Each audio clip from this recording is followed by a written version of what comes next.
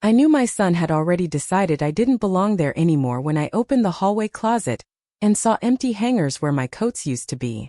No conversation. No warning. Just space where my life had been. 50 years in that house, birthdays, holidays, every memory I owned, reduced to something that could be quietly moved aside. That was the moment I understood something I wish I'd seen sooner. I wasn't just losing my home. I was about to find out exactly how invisible I had become to the people I loved most. And by the time they realized what I was going to do next, it was already too late. The morning my son told me to find somewhere else to live started like every other morning of my adult life. Quietly, predictably, peacefully. Sunlight spilled through the kitchen window, turning the dust in the air into tiny floating sparks. The kettle hummed softly on the stove, and the smell of coffee filled the room warm and familiar. For a moment, everything felt normal. I stood at the sink watching the garden outside, the roses just beginning to bloom, their soft pink petals catching the early light. Raymond used to say mornings were proof that life always gave you another chance, whether you deserved one or not. I wrapped my hands around my mug, letting the heat seep into my palms, and listened to the familiar creak of the floorboards upstairs. Footsteps. Then silence. Then Brandon's voice was behind me, quiet but steady. "Mom, can we talk?" Something in his tone made my stomach tighten before I even turned around. I set the mug down carefully and faced him. My son stood in the doorway with Ashley just behind him, her arms folded lightly across her chest, her expression carefully arranged into something that looked like concern. Brandon looked tired, older than 37, like someone who had rehearsed what he was about to say, and still wasn't sure how to make it sound kind. "Of course," I said. "What's wrong?" He took a small breath. "I think it might be time for you to start thinking about finding somewhere else to live." The words landed softly, almost gently, but they hit with the weight of something that had already been decided long before this moment. I blinked, certain I must have misunderstood. "I'm sorry." Ashley stepped forward slightly, her voice smooth and measured. "We just feel like this house might be a little too much for you now. The upkeep, the stairs. It's a lot to handle. A lot to handle." I glanced around the kitchen. The same kitchen I had cleaned every morning for decades. The same counters where I had packed school lunches and rolled out pie dough and watched my son grow from a boy into a man. "I've managed just fine," I said quietly. Brandon nodded quickly, almost eagerly. "And you've done an incredible job, Mom. But Ashley and I are trying to plan for the future, and we really need to think about what makes sense for everyone." What makes sense for everyone sounded so reasonable, so logical, so final. I searched his face for hesitation, for doubt, for anything that might tell me this was a conversation instead of a conclusion. But all I saw was discomfort, the kind people feel when they're hoping something difficult will end quickly. Ashley offered a sympathetic smile. "There are some really nice communities nearby," she said. "Places where you'd have people your age and less responsibility. It could actually be wonderful for you." People your age. The phrase hung in the air like a quiet judgment. For a long moment, none of us spoke. I felt strangely calm, like the world had slowed down just enough for me to notice every detail. The ticking clock on the wall, the faint smell of coffee, the way sunlight traced a thin line across the table. "Okay," I said finally. Relief washed over Brandon's face so quickly it almost hurt to see. "Really?" he asked. I nodded. "I'll think about it." Ashley's shoulders relaxed, and Brandon stepped forward to kiss my cheek, just like he always did before leaving for work. "I knew you'd understand," he said softly. I watched them walk out of the kitchen together, their voices fading down the hallway, leaving behind a silence that felt heavier than before. The house felt different somehow, like it had shifted without me noticing. Raymond and I bought this house when we were barely more than kids ourselves. It wasn't perfect. The paint was peeling, the roof leaked, and the front door only opened if you lifted the handle just right. But it was ours. We built a life here, birthdays, holidays, quiet Sunday mornings, arguments that faded into forgiveness, laughter that filled every corner. This was where I brought Brandon home from the hospital, where I watched him take his first steps across the living room rug, where I stayed up late helping with school projects, and waited by the window when he missed curfew. Every wall held a memory. Every room carried a piece of my life. And now apparently it was too much for me. When Brandon and Ashley moved in 2 years ago, I told myself it was a blessing. The house felt less empty. The silence after Raymond died had been unbearable, pressing in from every corner like a reminder of everything I had lost. At first, it felt like comfort. Shared dinners, laughter drifting down the hallway, the sound of life returning to a house that had felt frozen in time. But slowly, things began to change. Ashley rearranged the living room because she said it felt more open. Family photos disappeared from the walls to make space for neutral artwork. My favorite armchair moved to the basement because it didn't fit the aesthetic she wanted. Small changes. Small enough that I told myself it didn't matter. Brandon always gave me an apologetic smile when our eyes met, as if that was enough to make it okay. And because I loved him, I let it be. But over time, I started to feel like a guest in my own home. Meals happened later because of their schedules. Conversations happened around me instead of with me. Decisions were made without asking what I thought. It wasn't cruelty. It was something quieter, something colder. That afternoon, I went upstairs and sat on the edge of my bed, staring at the quilt my mother made decades ago. The room smelled faintly of lavender, just like it always had. But for the first time, it didn't feel like a place that belonged to me. It felt temporary. Later, while I was in the garden pulling weeds, I heard Ashley's voice through the open kitchen window. Once we redo the kitchen, the whole space will finally feel like ours. Brandon laughed softly. I can't wait. It's going to be amazing. I froze, dirt still in my hands. Ours. Not home. Not family. Ours. I stayed very still, listening to their voices fade, feeling something shift deep inside me. Not breaking, not yet, but moving. Like a door opening somewhere I hadn't realized was closed. That night, I lay awake long after the house fell silent, staring at the ceiling. Find somewhere else. Too much for you. Our future. The words echoed in the quiet, each one settling heavier than the last. I thought about all the years I had spent building this life, the sacrifices, the compromises, the quiet ways I had always put everyone else first without even thinking about it. And for the first time in my life, I wondered what it might feel like to choose myself instead. The next morning, I woke before dawn and made coffee. The house was silent, wrapped in that soft gray light that comes just before sunrise. I sat at the kitchen table, wrapping my hands around the warm mug, and looked around slowly. Every corner held a memory. Every wall carried a story. And yet, for the first time, I felt like I was looking at it from the outside. Like I was already halfway gone. I took a slow sip of coffee and stared out at the garden as the sun began to rise. Maybe they were right. Maybe it was time to start thinking about what came next. But not in the way they imagined. Because as I sat there watching the morning light creep across the floor, I realized something that made my chest tighten with a strange, unfamiliar clarity. I wasn't just being asked to leave. I was being quietly replaced. And somewhere deep inside me, a voice I had ignored for most of my life finally spoke loud enough to hear. If they wanted me to find somewhere else, then maybe it was finally time to decide exactly who I was without them. In the days after that conversation, nothing changed, and somehow that made everything feel worse. Brandon still kissed my cheek before leaving for work. Ashley still asked if I wanted anything from the store. Dinner still happened at the same table under the same warm light. On the surface, life looked the same. But underneath, something invisible had shifted, like a crack running quietly through glass you can't see until it finally shatters.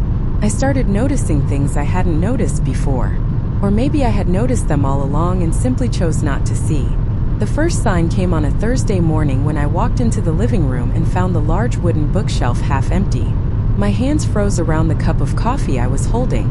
Stacks of books, my books, sat in neat piles on the floor, while Ashley stood nearby adjusting decorative vases on the now bare shelves. "Oh," she said brightly when she saw me. "I hope you don't mind. I'm just decluttering a little." It was starting to feel crowded. Crowded. I looked at the books. Decades of reading, memories tucked into pages, little notes I'd written to myself over the years. "I can put them back," I said quietly. Ashley smiled, but it didn't reach her eyes. No, it's fine. Minimalism just feels so much calmer. You know?" I nodded even though I didn't know. I spent the afternoon carrying boxes of books down to the basement, each step feeling heavier than the last. A week later, I found my favorite armchair gone. The space near the window where I used to sit every evening with a blanket and a book looked strangely empty, like a photograph with someone carefully cut out of it. When I asked Brandon where it was, he hesitated before answering. Ashley thought the room would look more open without it, he said gently. It's just in storage. Storage, like something waiting to be forgotten. The changes kept coming, small enough that each one felt insignificant on its own. My cooking became too heavy, so Ashley started ordering takeout more often. My piano lessons for neighborhood kids stopped because she needed quiet during the afternoons. Even the kitchen felt different, rearranged in ways that made me reach instinctively for things that were no longer where they belonged. Every change was explained politely. Every adjustment is framed as reasonable, but together they felt like a slow erasure. The hardest part wasn't the changes themselves. It was the silence from Brandon. He saw everything. I knew he did, but every time our eyes met, he gave me that same small apologetic smile, the kind that asks for forgiveness without ever actually saying the words. And because I loved him, I kept pretending it was enough. One evening, I overheard Ashley talking on the phone in the kitchen. I hadn't meant to listen. I was just walking past, carrying a basket of laundry when I heard my name. It's just temporary, she was saying. Once we figure out the timeline, she'll move somewhere smaller. It's honestly better for everyone. I stopped in the hallway, my heart beating too fast. She's just so set in her ways, Ashley continued, her voice lowering. And this house has so much potential. We just need space to make it ours. I stood there for a long moment, the laundry basket heavy in my arms, feeling something inside me sink deeper than I thought possible. That night I barely slept. I stared at the ceiling, listening to the quiet hum of the house, remembering the nights when Brandon was a baby, and I would stay awake just to make sure he was breathing. I had spent my whole life making sure he felt safe, and now I wasn't sure I felt safe at all. A few days later, Brandon asked if we could talk again. We sat at the kitchen table, the same place where I had packed his lunches, helped him with homework, and celebrated every milestone of his life. He looked nervous, tapping his fingers lightly against the table. Ashley and I have been doing some research, he began. There are some really nice places nearby. Communities with activities, social events, people your age. People your age. I felt a familiar tightness in my chest. I'm not ready for that, I said quietly. He sighed, rubbing the back of his neck. It's not about being ready, Mom. It's about what makes sense long term. Long term. As if my life were a problem to be solved. After that conversation, the atmosphere in the house changed. Not openly, not dramatically, just subtly enough that I felt it in every room. Conversations stopped when I walked in. Plans were made without including me. Even the air felt different. Heavier, quieter, like a place waiting for something to end. One afternoon, I opened the hallway closet and froze. Half of my coats were gone. Empty hangers swayed gently, tapping softly against each other like quiet applause. I stood there staring at the space where my things used to be, my heart pounding in my ears. Later, I found them folded neatly in boxes in the basement. When I asked Ashley about it, she smiled sweetly. I just thought it would be easier to start organizing early, she said. Less overwhelming later. Later. That was the moment something inside me finally shifted. Not loudly, not dramatically, just quietly, like a door closing. That night, I sat alone at the kitchen table long after everyone had gone to bed, the house silent around me.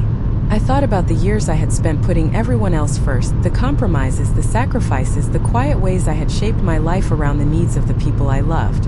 And I realized something that felt both painful and freeing. No one was going to choose me.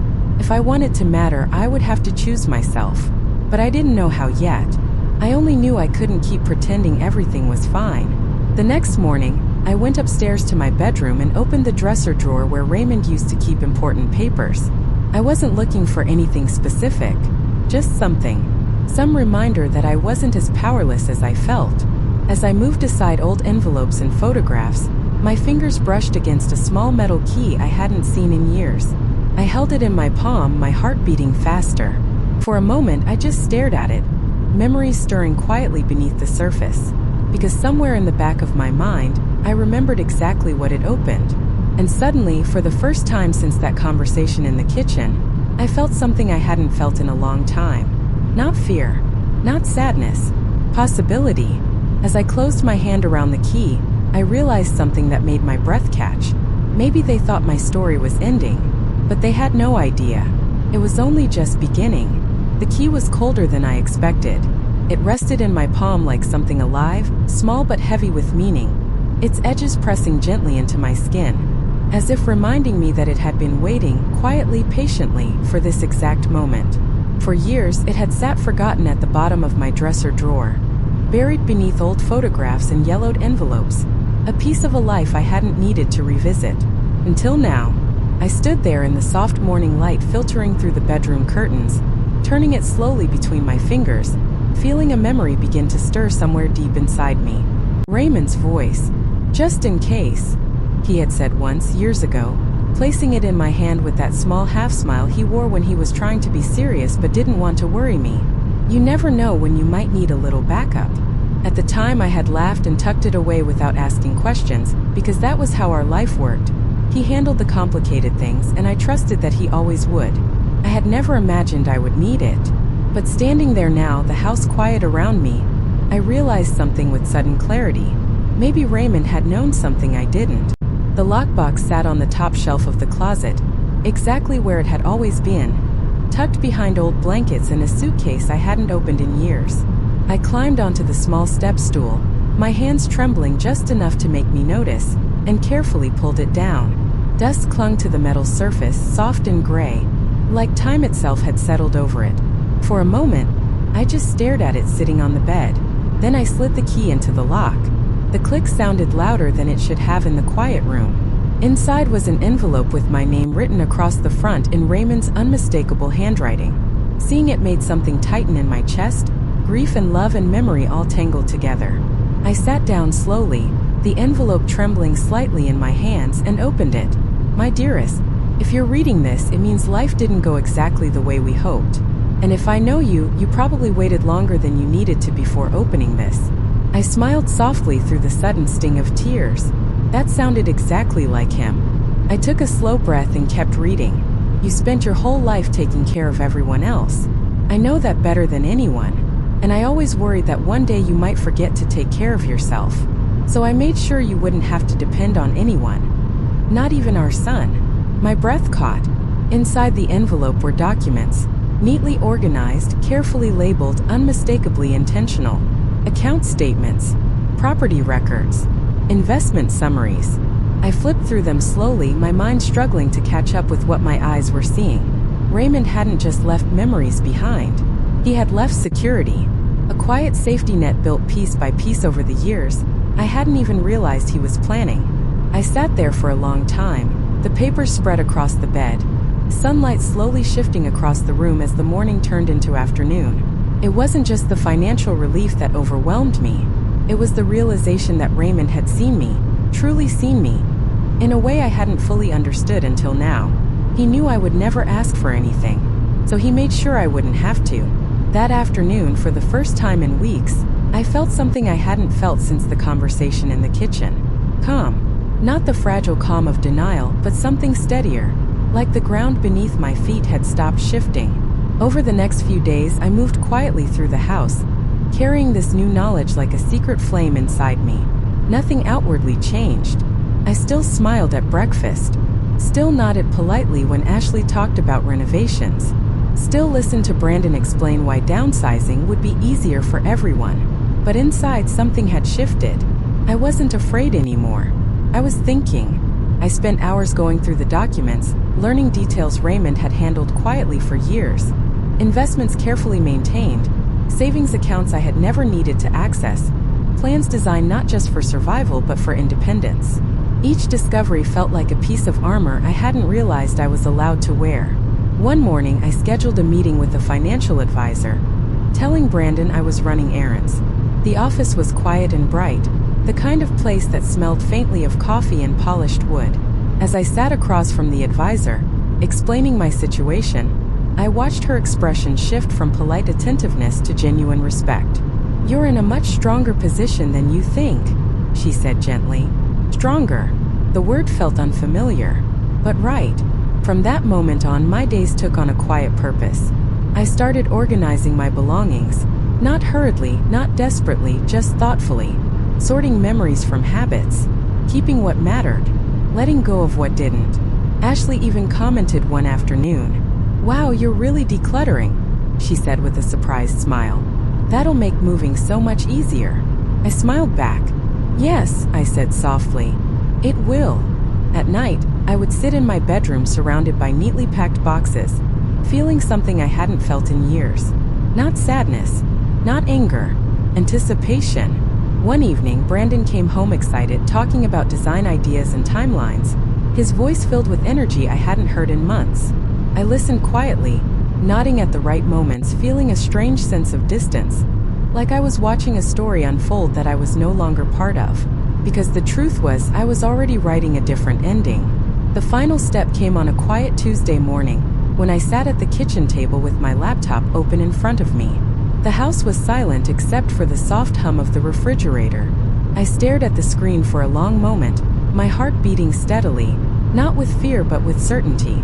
Then I picked up the phone. "Hello," I said calmly when the realtor answered. "I'd like to talk about listing my house." As I ended the call and closed the laptop, I felt a quiet sense of certainty settle over me. For the first time in a long time, I wasn't reacting to someone else's plans. I was making my own, and they had no idea. Everything was about to change. The house had never felt so alive. Voices echoed through the rooms, the smell of food filled the air, and laughter drifted down the hallway like nothing had ever been wrong. If someone had walked in without knowing the truth, they would have thought it was just another family gathering, warm, familiar, ordinary. But I knew better. I stood in the kitchen, stirring a pot slowly, watching the steam rise in soft curls toward the ceiling. My hands moved automatically, years of habit guiding every motion. But my mind was somewhere else entirely. Calm. That was the word that kept coming back to me. Not nervous, not angry, just calm. The kind of calm that comes when you already know exactly what you're going to do. Brandon and Ashley had invited a few close friends over for dinner that night. Something about celebrating new beginnings. Ashley had spent the entire afternoon rearranging flowers and lighting candles, her energy bright and excited, like someone standing on the edge of something wonderful. "Tonight is going to be perfect," she said, smoothing the tablecloth with careful hands. I smiled gently. "I'm sure it will be." And I meant it, just not in the way she thought. Everyone gathered around the dining table just after 7, the room glowing with warm light and easy conversation. Glasses clinked softly, chairs scraped across the floor, and the hum of voices filled the space that had once held decades of birthdays and holidays. I took my seat quietly, listening more than speaking, watching the way Brandon laughed, the way Ashley leaned into conversations with effortless confidence. For a moment, I felt a familiar ache, the memory of when I was the center of this room instead of just another presence at the table. But the ache passed quickly, because I knew something they didn't. Halfway through dinner, Ashley raised her glass. "I just want to say how excited I am for this next chapter," she said brightly. "Change can be scary, but it's also an opportunity to create something beautiful." Everyone nodded, smiling, murmuring agreement. Brandon glanced at me briefly, his expression soft but distant. I felt a quiet clarity settle over me like a steady breath. This was the moment. I set my fork down gently. "There's actually something I'd like to share too," I said. The room fell quiet almost immediately, the shift subtle but unmistakable. Ashley smiled politely. "Of course." I looked around the table slowly, taking in the faces, the familiar walls, the soft glow of the lights reflecting off the windows. Then I spoke. "I've made a decision about my living situation." Brandon straightened slightly, his shoulders relaxing as if he expected a simple announcement. "That's great, Mom," he said. "What did you decide?" I folded my hands in my lap, my voice steady. "I've decided to sell the house." For a second, no one reacted. The words seemed to hang in the air, suspended between understanding and disbelief. Ashley blinked. "I'm sorry, what?" "I've listed the house," I repeated calmly. "The sale will close next month." The silence that followed was thick enough to feel. Brandon stared at me, confusion spreading across his face. You can't sell the house," he said slowly. "It's not." It is, I said gently. I spoke with an attorney. Everything is completely legal. Ashley's face went pale, the carefully composed confidence slipping away for the first time since I'd known her. But we were planning, she began. I know, I said softly. The room felt smaller suddenly, the air heavier, every sound amplified. The faint hum of the refrigerator, the ticking of the clock, someone shifting uncomfortably in their chair. Brandon ran a hand through his hair, his voice rising slightly. Mom, why didn't you talk to us first? I met his eyes, not with anger, not with accusation, just quiet honesty. I did, I said. The day you told me to find somewhere else to live. The words landed with a quiet finality that seemed to settle over the entire room. Ashley opened her mouth, then closed it again, her composure slipping completely now. But where are you going? Brandon asked, his voice softer, almost uncertain. I felt a small smile touch my lips. I've found somewhere new, I said. Somewhere that feels like the right place for me. The tension around the table shifted from shock to something deeper. Realization, maybe even understanding. Brandon leaned back slowly, the weight of the moment settling over him. I didn't realize you were serious, he said quietly. I know, I replied. And I did know. That was the hardest part. Ashley sat very still, her hands folded tightly in front of her, her eyes fixed on the table. What happens now? She asked, her voice barely above a whisper. The new owners move in next month, I said gently. That gives everyone time to figure out their next steps. Everyone. Not just me. No one spoke for a long moment. Then Brandon looked at me, really looked at me like he was seeing me clearly for the first time in a long while. I didn't mean for it to happen like this, he said. I know, I said again. And I did. But knowing didn't change what had already happened. After dinner, guests left quietly, offering awkward goodbyes, the warm energy from earlier replaced by a heavy stillness that lingered in every room. Ashley retreated upstairs without a word. Brandon stayed behind in the kitchen, standing near the sink, his shoulders slumped slightly. I guess I underestimated you, he said after a long silence. I shook my head gently. No, I said. You just forgot who I was. Later that night, I walked slowly through the house, turning off lights one by one, pausing in each room just long enough to let memories surface and settle. The living room, the hallway, the kitchen. So many years contained within these walls. So many versions of myself. But instead of sadness, I felt something unexpected. Peace. When I finally reached the front door, I rested my hand against the frame for a moment, feeling the smooth wood beneath my fingertips. This house had been my whole world once, but it wasn't my future anymore. As I stepped outside into the cool night air, I felt lighter than I had in years. Not because I was leaving something behind, but because I was finally walking towards something that belonged entirely to me. And for the first time in a long time, I wasn't afraid of what came next. The last morning in the house was quieter than I expected. Sunlight stretched across the living room floor in long golden lines, touching the walls like a gentle goodbye. The rooms echoed slightly now, empty of furniture, empty of the life that had once filled every corner. I stood in the doorway with a small suitcase beside me, taking one last look. 50 years. Birthdays, holidays, laughter, arguments, late-night conversations, quiet mornings. A lifetime lived within these walls. And yet, instead of sadness, I felt something softer. Gratitude. Brandon stood near the window, his hands in his pockets, looking smaller somehow in the emptiness of the room. Ashley wasn't there. She had left early that morning, saying she had errands to run, though we both knew it was easier for her not to be part of this moment. Brandon cleared his throat. I never thought I'd see the house like this, he said quietly. Neither did I replied. We stood in silence for a while, the weight of everything unsaid hanging gently between us. I'm sorry, he said finally. The words were simple, but they carried a sincerity I hadn't heard before. I know, I said softly. And I did. I should have listened, he continued. I should have realized how much this place meant to you. How much you meant to me. I turned to look at him, really look at him, not as the man who had hurt me, but as the boy I had raised, the person still learning, still growing. We all make mistakes, I said. What matters is what we learn from them. He nodded slowly, his eyes shining slightly in the morning light. "I'm proud of you," he said, "for doing this, for choosing yourself." A small smile touched my lips. "It took me long enough," I said. We hugged then. Not the quick, distracted hugs of the past, but a real one, filled with understanding and forgiveness and the quiet acknowledgement of everything we had both been through. "I love you, Mom," he said softly. "I love you too," I replied. And this time it felt simple again. The front door closed behind me with a soft click, the sound echoing gently in the morning air. I didn't look back. Not because I didn't care, but because I didn't need to anymore. The drive felt strangely peaceful, the familiar streets slowly giving way to new scenery, the past fading behind me with every mile. For the first time in years, I felt like I was moving forward without carrying the weight of expectations on my shoulders. Just me. Just a possibility. My new place wasn't grand or extravagant.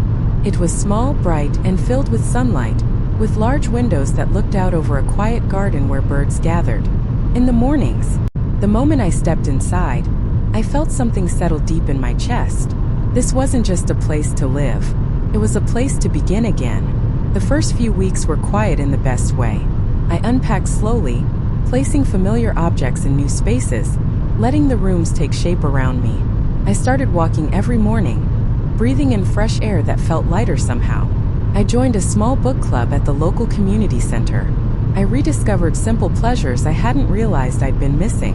And little by little, I started to remember who I was outside of being someone else's everything. One afternoon, as I sat by the window reading, my phone rang. "Brandon."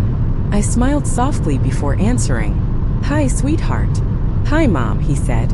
"I just wanted to see how you're settling in." "I'm doing well," I said honestly.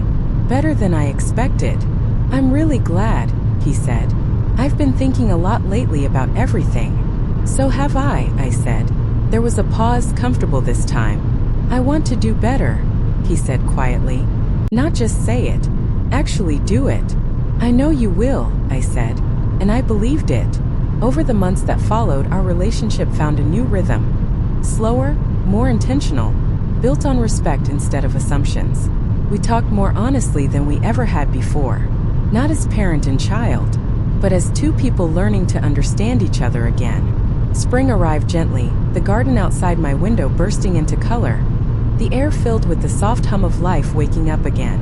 One morning I sat on the small patio with a cup of coffee, watching the sunlight dance across the leaves, feeling a deep sense of peace settle over me. I thought about everything that had happened, the pain, the uncertainty, the courage it took to step into the unknown, and I realized something that made me smile. I hadn't lost my home. I had found myself. Later that day, I opened my journal and began to write, the words flowing more easily than I expected. Not about the hurt, not about the betrayal, but about the lessons, about strength, about the quiet power of choosing yourself, even when it feels impossible. Months later, Brandon came to visit. We sat in the garden talking and laughing, the easy warmth between us feeling natural again. "This place suits you," he said, looking around. "It does," I replied. And it was true. For the first time in my life, I wasn't living for anyone else's expectations. I was living for myself. That evening after he left, I stood by the window watching the sun dip below the horizon. The sky painted in soft shades of orange and gold. Life had turned out differently than I imagined. Not easier, but fuller. More honest. More mine. Sometimes we think losing something means the end of our story. But sometimes, it's just the moment we finally begin to understand who we were meant to be all along. I didn't leave because I had nowhere to go. I left because I finally realized I deserved somewhere that felt like mine. And if there's one thing I've learned after all these years, it's this. You are never too old to start over. Never too late to choose yourself. And never too far gone to find your own place in the world. The morning my son told me to find somewhere else, I thought I was losing everything. But in the end, it was the first day of the rest of my life.